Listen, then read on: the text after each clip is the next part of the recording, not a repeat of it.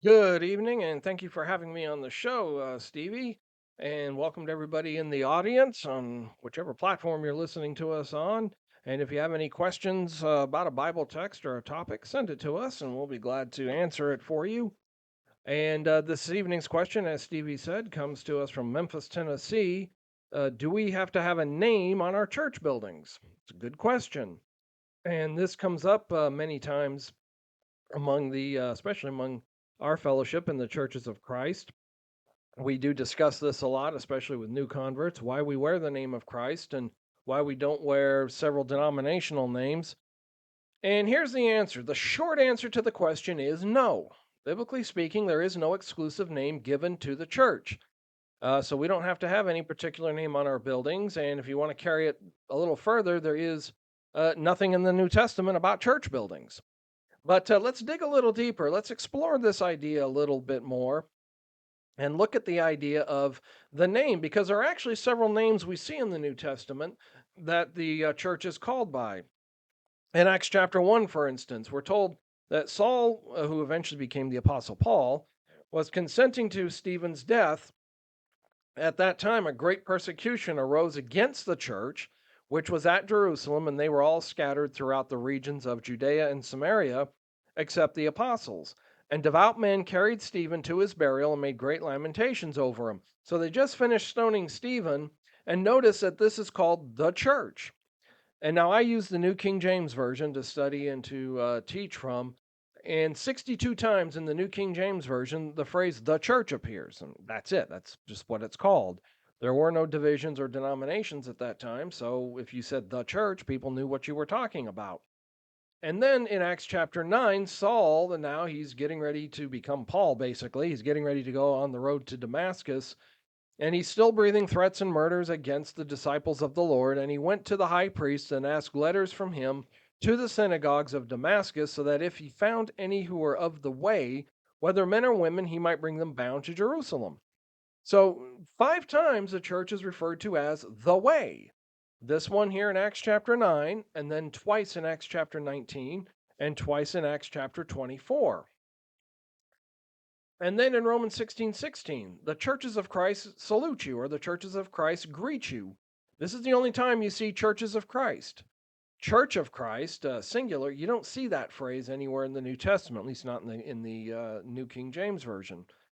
And then Paul, in writing to the Galatians, referred to us as the household of faith. Therefore, as we have opportunity, let us do good to all, especially those who are of the household of faith.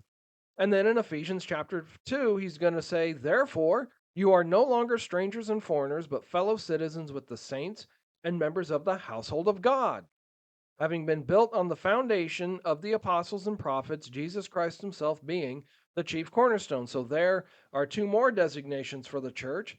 And then church of God, we find 8 times. Once in Acts chapter 20, 3 times in First Corinthians, once in Second Corinthians, once in Galatians, once in First Timothy.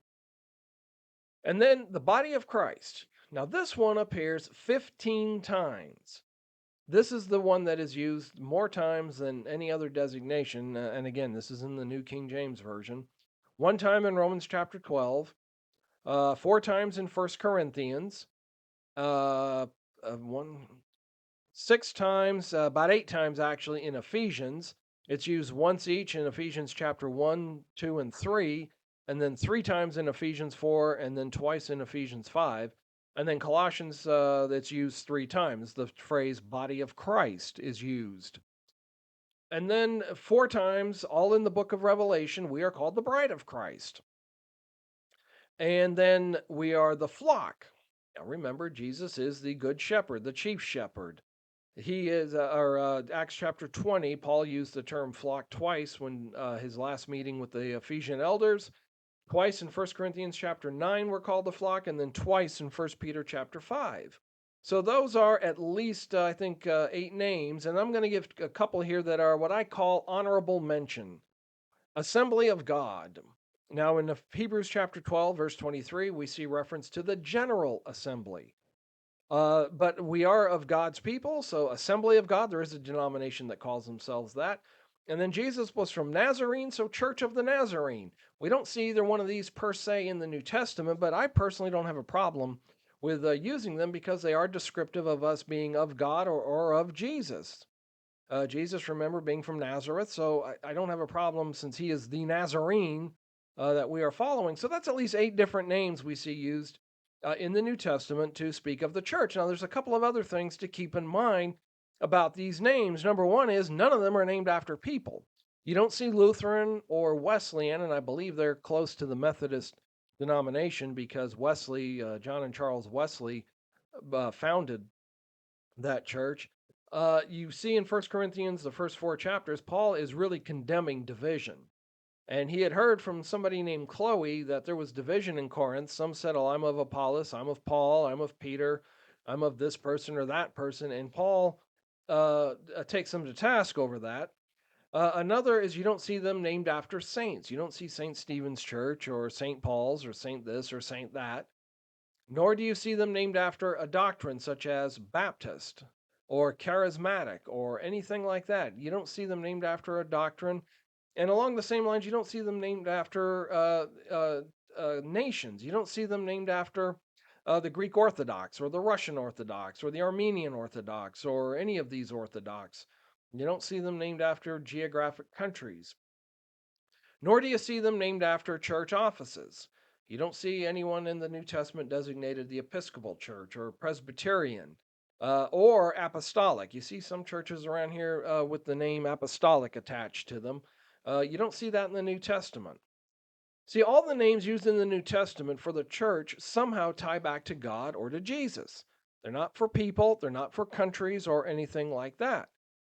And so the Bible does not specifically have a name to put on the church, but if we are Christians, the name we wear should somehow reflect that fact. So that just like when a woman marries, traditionally she'll take her husband's name. Now, some women in the modern age have kept their maiden name. I know some women that have done that. I've got some relatives that have done that. But what I have never seen is a woman take another man's name. So I've never seen a woman, she gets married and says, well, no, tells her husband, I'm not going to take your name. I'm going to take the best man's name or some other groomsman's name or this guy over here, John Smith, I'm going to take his name. We don't see that. So as a Christian, my name should reflect who it is that I'm fellowshipping with, who it is that I'm following. I'm following Jesus. Now, sometimes we were called Campbellites as an insult. I don't follow Alexander Campbell. I don't have any of his books in my library, and except for brief quotes here and there, I've never read any of his writings, don't intend to, because I am not a follower of Campbell. I am a follower of Christ, and I don't want anybody following me. Well, hey, I might be lost too. You don't know. Because I am human, I can make mistakes. I will never intentionally teach a false doctrine or to lead anybody astray, but you don't know. Honest mistakes do happen. So whatever I say, whatever you hear me preach, even this lesson here, look and see if it's biblically based. Study it for yourself. So why then should we even have a name, getting back on track, if the Bible doesn't give us a specific name? Good question. We have to have names, or we need names many times for several reasons. Number one, since about the 4th century, churches have owned property. They go buy a piece of land, they put a building on it. So that means we have to go down to the bank and get a loan. Okay, so what are we going to put on the paperwork? They're not going to want to put my name on it, and I'm not going to want to be liable for this $500,000, $2 million loan, or whatever it is we're taking out. We put a corporate entity on it. And then, speaking of banks, banks typically have a bank account where they deposit their weekly contribution. Got to have a name on that and on those checks or the debit cards or whatever you're using. And then once we buy the property, we build the building. Well, where I live, we get some pretty cold winters, so we'd like to have it heated in the winter. And then our summers get hot, so we'd like to have it cooled. And I use PowerPoint, and we got lights in there that need electricity. We need water for the restroom. So what names are we going to put on those accounts? Well, we use the name of the corporate entity, the Church of Christ. And then that means we got to have it insured. The bank's not going to loan us money unless we have it insured in case there's a loss. And so we got to put a name on it. And then there might be other legal reasons. Some churches, California and Florida, some states, California and Florida, I know are two of them, require there to be on file with the Secretary of State because we are a corporate body, either articles of incorporation or a list of trustees, a corporate body like a president, vice president, secretary, that kind of thing. Typically, if a church has elders and they're going down that road, they will have the elders fill those roles. If they don't have elders, they'll designate people, usually men, to take those roles. And I have known some that have had women do it. Another discussion for another time. And then we most churches have got websites. So what name are you going to put on the website? And then before websites, we had phone books, we had yellow pages, and we had to have a phone number that went with that. So we had to put a name with that. And then probably for our geographic designation, especially in large cities where you may have more than one congregation. You got a North Side church, a South Side, a Fifth Avenue, an East Park, an East Side, an Eastern Avenue or Boulevard. You got different names there, different designations. So we need to have names for that. So we choose a biblical name, Church of Christ. Now, here's what I consider to be the bottom line. I personally wouldn't worry so much about the name that is on the sign out front or what name is on the side of the building or on the website. My concern is going to be what's being taught inside that facility. A church can have a perfectly scriptural name, but the doctrine inside and the practices inside are not scriptural. We've got churches around this area that have Church of Christ on their sign, but they have instrumental music. There's some of them that have worship teams and drama teams, and they have bands playing as part of the worship. And I've got air quotes if you're on the radio and can't see. They've got bands for their worship. So I would go inside and see what they're being taught, ask lots of questions of them and of their leadership before I decided to place my membership or work with them as the preacher or anything like that. So, do we have to have a name on our church building? Again, the short answer is no, but consider the points that we brought up here in the lesson tonight, and that is my lesson. Thank you for having me, Stevie, and we're coming up on the end of the year, so I hope everybody has a Merry Christmas, Happy New Year. Thank you for 2022 allowing me to be on the show, and I look forward to being back with you in 2023. Everybody have a great holiday. That's my lesson. Thank you for having me. Have a great holiday.